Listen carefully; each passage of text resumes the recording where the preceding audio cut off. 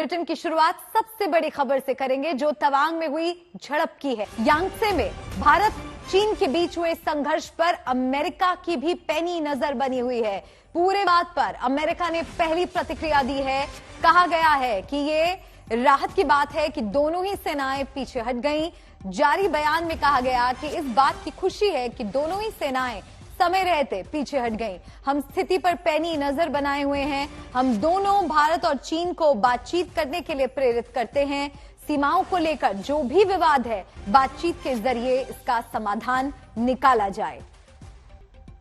तो तवांग झड़प को लेकर अमेरिका की तरफ से भी प्रतिक्रिया आई है। अमेरिका की पैनी नजर इस पूरे मामले पर बनी हुई है और इस मसले को बातचीत से सुलझाने की हिदायत अमेरिका की तरफ से दोनों देशों को दी गई है। तवांग झड़प पर अमेरिकी रक्षा विभाग का ये अहम बयान सामने आया है। भारत चीन विवाद को लेकर ये बड़ा अपडेट आपको दे रहे हैं। भारत प्रशांत क्षेत्र में चीन की उकसावे वाली गतिविधियों के बारे में बात कही गई है। स्थिति काबू करने के लिए भारत के प्रयासों का समर्थन अमेरिका की तरफ से किया गया है।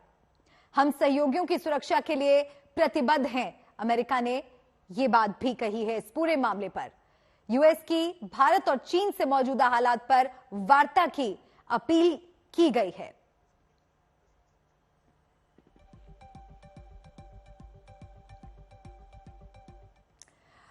और एक और अहम खबर अब आपको हम बताएं। तवांग की झड़प पर देश में सियासत शुरू हो रही है। विपक्ष तवांग की सूचना देने पर सरकार से खफा है और संसद में विस्तार से इस पर बहस चाहता है।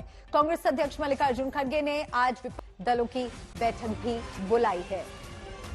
तो अब इस पूरे मामले को लेकर विपक्ष सवाल उठा रहा है कि क्यों विलंब किया गया इस जानकारी को देश के सामने रखने के लिए। तवांग के मुद्दे पर अब कांग्रेस ने विपक्ष दलों की बैठक बुलाई है और इस मामले पर सरकार को घेरा जा रहा है। सवाल उठाए जा रहे हैं। तवांग के मुद्दे पर कांग्रेस ने एक बैठक बुलाई है।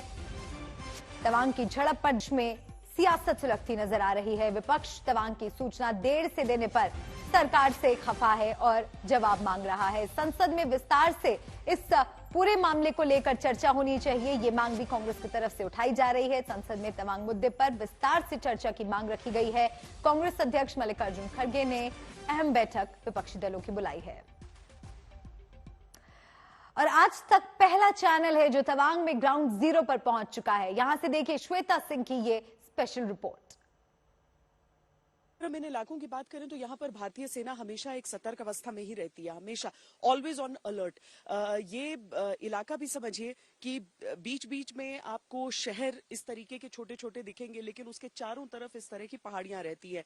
लगभग 15,000 फीट से जो ऊंचाई की ओर होते हुए इलाके होते हैं, वहां पर एलएसी का ये पूरा दायरा, वहां पर भारतीय सेना के वो तमाम पोस्ट्स और कई पोस्ट ऐसे भी आगे हो जाते हैं जो बड़ी मुश्किल हो जाती है इस ठंड के मौसम के आने के साथ वहां पर तैनाती। लेकिन चीन की गतिविधियों को देखते हुए ये कोई ऑप्शन ही नहीं रह जाता है कि भारतीय सेना वहां पर अपनी पूरी ताकत के साथ मुस्तैद न रहे। और गलवान के बाद से आप देखिए तो हर एक ठंड का मौसम वही गुजरा है जहां पर कड़ाके की ठंड में इस तरह की परिस्थितियों में हमारे सैनिक मुस्तैद रहते हैं। और इसीलिए अगर हम यहाँ पर सैनिकों का वो तैनाती उनकी देखें या फिर हम देखें कि एयरफोर्स ने अपनी जो एक उनका जो एक अभ्यास रहता है जिसकी तैयारी उन्होंने पहले से कर रखी थी। ये अलग बात हो जाती है कि अगर 15-16 तारीख की बात होती है